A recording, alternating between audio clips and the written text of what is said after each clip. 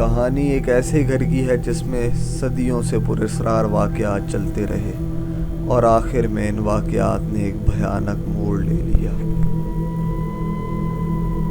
یہ گھر جس کی میں بات کر رہا ہوں یہ 1960 میں میرے دادا دادی نے بنوایا تھا۔ جب یہ گھر نیا نیا تھا تو تب سے ہی پراسرار واقعات ہونا شروع ہو گئے تھے، تو یہ گھر خالی چھوڑ کر دادا دادی کہیں اور رہنے لگے، اور اب کچھ ہی دنوں پہلے میں اور میری فیملی اس گھر میں آئے۔ یہ 2 منزل والا گھر تھا، جہاں میرے امی ابو اور میں دوسری منزل پر اور میری بہن اور دادا دادی پہلی منزل پر رہتے تھے۔ یہ واقعہ کچھ 15 سال پہلے کا ہے۔ میری بڑی بہن پہلی تھی گھر میں جو اس کا شکار ہوئی۔ کچھ عرصے گھر میں رہنے کے بعد اسے سلیپ پیرالائسس ہونے لگا، جو سوتے سوتے عجیب طرح سے ہلنے لگتی اور کہتی کہ کوئی کالا سا عجیب آدمی اس کے قریب آ رہا ہے۔ پتہ کرنے پر پتہ چلا کہ یہ ہمارے ایریا میں ڈارک مین کے نام سے مشہور ہے، جس کی میری بہن بات کر رہی تھی، اور یہ اس علاقے میں موجود اور بھی بچوں کو دکھ چکا ہے۔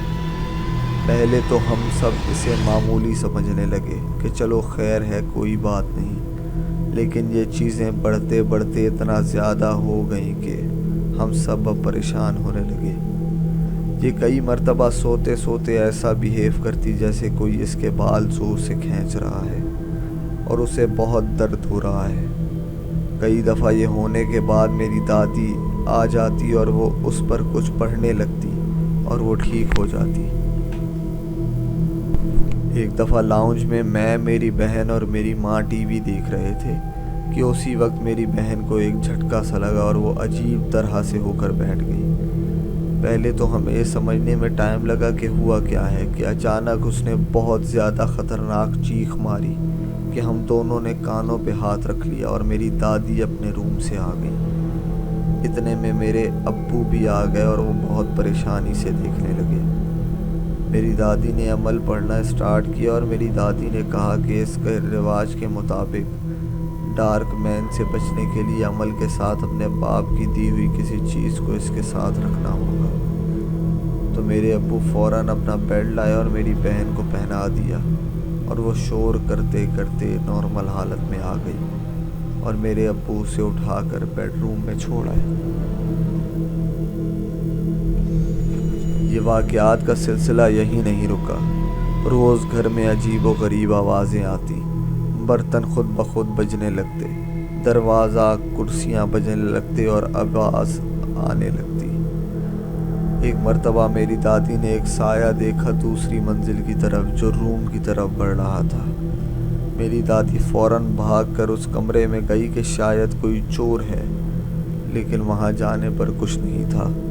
الماری کھلی تھی اور کچھ چیز غائب نہیں ہوئی تھی۔ ایک دفعہ میں رات دیر تک PS2 کھیل رہا تھا اور میں اسے بند کرنے بھول گیا۔ جب رات میں اٹھا تو میں نے دیکھا میرے جوائے اسٹک آن ہے اور ان میں روشنی جل رہی ہے۔ میں نے شکر کیا کہ ٹی وی بند ہے، ورنہ مجھے ڈانٹ پڑتی۔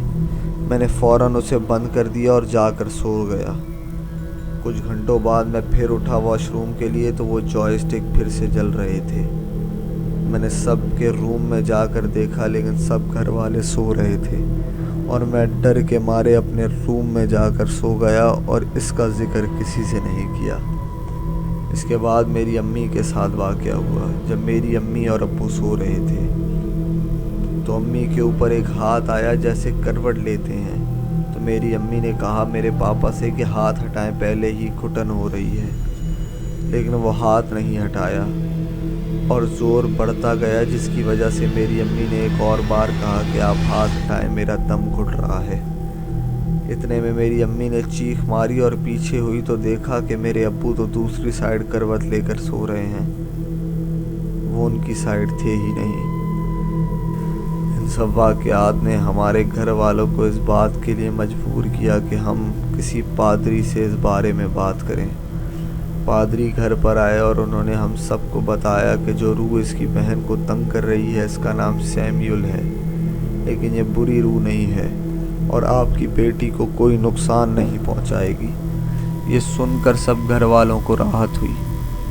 اب وقت آ گیا تھا کہ یہ پتہ کرنے کا کہ یہ کون ہے سیمیول۔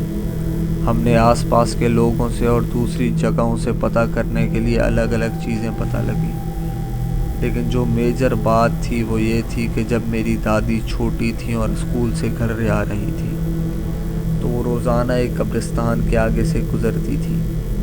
ایک دن انہوں نے ایک قبر پر خوبصورت پھول دیکھے تو فوراً ہی اسے توڑا اور گھر لے آئے، کسی کو کچھ بتائے بغیر۔ رات ہوتے ہی ان کے روم کی کچھ چیزیں اب نارمل طریقے سے ہلنے لگ گئیں اور میری دادی بہت ڈر گئیں۔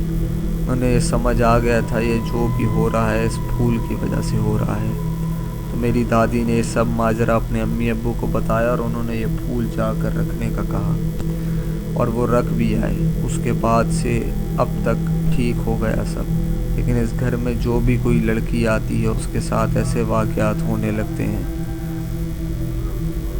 میں یہ کہانی اپنے دوستوں کو بھی سناتا تھا تو ان میں سے ایک نے ایک رات میرے گھر رہنے کا کہا، اس لیے کہ وہ سمجھا میں شاید مذاق کر رہا ہوں۔ تو رات ہوتے ہی وہی ہوا، سب چیزیں بجنے لگ گئیں اور یہ چیز اس نے خود ایکسپیرینس کی اور کبھی پھر میرے گھر نہیں آیا۔